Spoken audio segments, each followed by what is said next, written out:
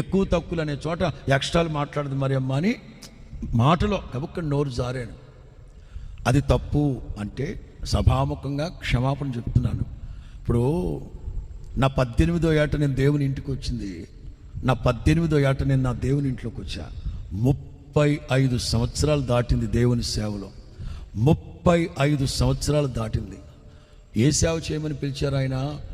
సమాధానపరచు పరిచర్యనే మాకు అప్పచెప్పాడు, కానీ వివాదాస్పదమైన సేవను చేయమని చెప్పలేదు.